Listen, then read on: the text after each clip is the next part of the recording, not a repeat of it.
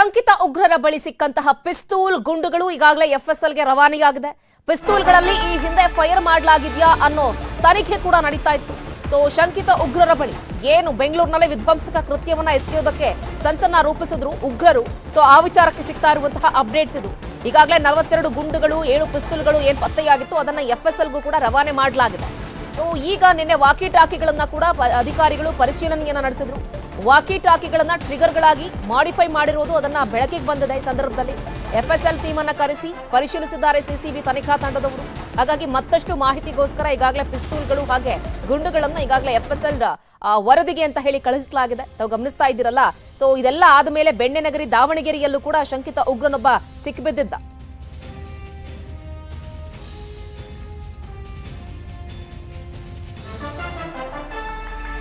ಇನ್ನು ಬೆಂಗಳೂರಿನಲ್ಲಿ 5 ಶಂಕಿತ ಉಗ್ರರ ಬಂಧನ ಪ್ರಕರಣ ಇದೆಯಲ್ಲ, ಟಿ ನಜೀರ್ನನ್ನ ಈಗಾಗಲೇ ಸಿಸಿಬಿ ಅಧಿಕಾರಿಗಳು ವಶಕ್ಕೆ ಪಡೆಯೋದಕ್ಕೆ ತಯಾರಿಯನ್ನ ನಡೆಸಿಕೊಂಡಿದ್ದಾರೆ.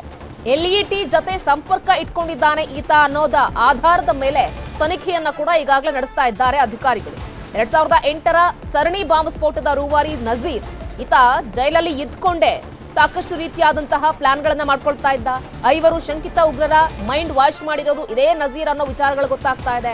ಹಾಗಾಗಿ ಎಲ್ಲ ಆಯಾಮಗಳಲ್ಲೂ ಕೂಡ ಸಿಸಿಬಿ ಪೊಲೀಸರು ತನಿಖೆಯನ್ನ ನಡೆಸಲಿಕ್ಕೆ ಅಂತ ಹೇಳಿ ಸಿದ್ಧತೆಗಳನ್ನ ಮಾಡ್ಕೊಳ್ತಾ ಇದ್ದಾರೆ. ಪರಪ್ಪನ ಅಗ್ರಹಾರ ಜೈಲಿನಲ್ಲಿದ್ದಾನೆ ಎಲ್ಇಟಿ ಉಗ್ರ ಆಗಿರುವಂತಹ ನಜೀರ್ ಅವರು. ಲಷ್ಕರ್ ಇ ತೊಯ್ಬಾ ಸಂಘಟನೆಯ ಕಮಾಂಡರ್ ಕೂಡ ಆಗಿದ್ದ ಇದೇ ನಜೀರ್ ಯಾವಾಗ ಈಗೇನ್ ಸಿಕ್ಕಿಬಿದ್ದಿದ್ದಾರೆ ಬೆಂಗಳೂರಿನಲ್ಲಿ ವಿಧ್ವಂಸಕ ಕೃತ್ಯವನ್ನ ಎಸಗಲಿಕ್ಕೆ ಅಂತ ಹೇಳಿ ಶಂಕಿತ ಉಗ್ರರಿದ್ದಾರಲ್ಲ, ಇವರೆಲ್ಲರ ಬ್ರೈನ್ ವಾಶ್ ಮಾಡಿರೋದೇ ಇದೇ ನಜೀರ್ ಅನ್ನೋ ವಿಚಾರಗಳು ಕೂಡ ಗೊತ್ತಾಗ್ತಾ ಇದೆ.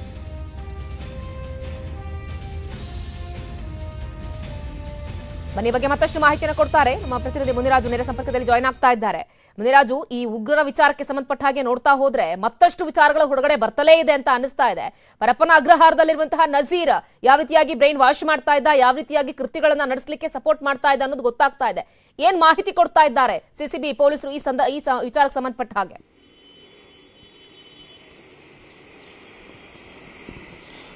ಶ್ರುತಿ, ಈಗಾಗಲೇ ಬೆಂಗಳೂರಿನಲ್ಲಿ 5 ಶಂಕಿತ ಉಗ್ರರು ಸೆರೆ ಸಿಕ್ಕಿದ್ದಾರೆ. ಈ ಒಂದು ಪ್ರಕರಣಕ್ಕೆ ಸಂಬಂಧಪಟ್ಟಂತೆ ಈಗ ಸಿಸಿಬಿ ಅಧಿಕಾರಿಗಳು ತೀವ್ರ ತನಿಖೆಯನ್ನ ಮಾಡ್ತಾ ಇದ್ದಾರೆ.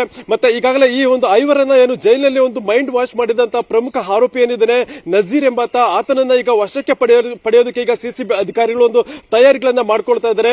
ಯಾಕಂದ್ರೆ ಈ ಒಂದು ಪ್ರಕರಣದಲ್ಲಿ ಆತನೇ ಪ್ರಮುಖ ಆರೋಪಿಯಾಗಿಯೂ ಸಹ ಕಾಣ್ತಾನೆ. ಅದರಿಂದ ಆತನನ್ನ ವಶಕ್ಕೆ ಪಡ್ಕೊಂಡು ವಿಚಾರಣೆ ಮಾಡಿದ್ರೆ ಇನ್ನಷ್ಟು ಮಾಹಿತಿಗಳು ಹೊರಬರಬಹುದು. ಮತ್ತೆ ಅವರ ಒಂದು ಸಂಚು ಮತ್ತೆ ರೂಪುರೇಷೆಗಳೇನಿದೆ ಅದು ಸಹ ಹೊರಗಡೆ ಬರಬಹುದು ಅಂತ ಹೇಳಿ ಈಗ ಸಿಸಿಬಿ ಅಧಿಕಾರಿಗಳು ಆತನನ್ನ ವಶಕ್ಕೆ ಪಡೆಯೋದಕ್ಕೆ ಬೇಕಾದಂತ ಒಂದು ತಯಾರಿಗಳನ್ನ ಮಾಡ್ಕೊಳ್ತಾ ಇರುವಂತದ್ದು.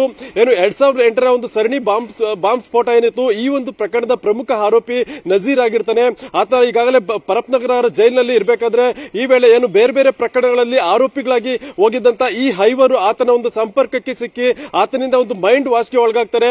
ಏನು ಒಂದು ಧರ್ಮದ ಅಫೀಮನ್ನ ಅವರ ತಲೆಗೆ ತುಂಬಿಸೋದಲ್ಲದೆ ಬೇರೆ ಬೇರೆ ಒಂದು ಉಗ್ರ ಚಟುವಟಿಕೆಗಳು ಮತ್ತೆ ವಿಧ್ವಂಸಕ ಕೃತ್ಯಗಳ ಬಗ್ಗೆ ಅವರ ಒಂದು ತಲೆಯನ್ನ ಕೆಡಿಸಿ ಅವರಿಗೆ ಈ ರೀತಿಯಾಗಿ ಒಂದು ಕೃತ್ಯಗಳನ್ನ ಎಸಗೋದಕ್ಕೆ ಪ್ರೇರೇಪಣೆ ಮಾಡ್ತಾ ಇದ್ದ ಅಂತೇಳಿ ಈಗ ತನಿಖೆಯಿಂದ ಗೊತ್ತಾಗಿರುತ್ತದೆ. ಅದರಿಂದ ಆತನನ್ನು ಸಹ ವಶಕ್ಕೆ ಪಡ್ಕೊಂಡು ವಿಚಾರಣೆ ಮಾಡಿದ್ರೆ ಇವರು ಯಾವ ರೀತಿ ಸಂಚುಗಳನ್ನ ರೂಪಿಸ್ತಾ ಇದ್ರು, ಮತ್ತೆ ಎಲ್ಲೆಲ್ಲಿ ವಿಧ್ವಂಸಕ ಕೃತ್ಯಗಳನ್ನ ಎಸಗೋದಕ್ಕೆ ಒಂದು ಪ್ಲಾನ್ಗಳನ್ನ ಮಾಡ್ತಾ ಇದ್ರು, ಮತ್ತೆ ಇವರಿಗೆ ಬರುವಂತ ಹಣಕಾಸು ಸಹಾಯ ಯಾವುದು, ಮತ್ತೆ ಬೇರೆ ಬೇರೆ ಕಡೆಯಿಂದ ಫಂಡಿಂಗ್ ಏನಾದ್ರು ಬರ್ತಾ ಇತ್ತಾ ಅನ್ನೋದ್ರ ಬಗ್ಗೆ ಸಂಪೂರ್ಣ ಮಾಹಿತಿ ಹೊರಗಡೆ ಸಿಗುತ್ತೆ ಅನ್ನೋ ಕಾರಣಕ್ಕೋಸ್ಕರ ಈಗ ಆತನನ್ನು ಸಹ ವಶಕ್ಕೆ ಪಡೆಯೋದಕ್ಕೆ ಈಗ ಪೊಲೀಸರು ಮುಂದಾಗ್ತಾ ಇದ್ದಾರೆ. ಬಹುಶಃ ಇನ್ನು ಕೆಲವೇ ದಿನಗಳಲ್ಲಿ ನಜೀರ್ನನ್ನ ಬಾಡಿ ವಾರೆಂಟ್ ಮೇಲೆ ಒಂದು ವಶಕ್ಕೆ ಪಡ್ಕೊಂಡು ಒಂದು ವಿಚಾರಣೆ ಮಾಡುವಂತ ಸಾಧ್ಯತೆ ಹೆಚ್ಚಾಗಿದೆ. ಶ್ರುತಿ, ಓಕೆ ಮುನಿರಾಜು, ಥ್ಯಾಂಕ್ ಯು ತಮ್ಮ ಈ ಕ್ಷಣದ ಕಂಪ್ಲೀಟ್ ಅಪ್ಡೇಟ್ಸ್ಗೆ.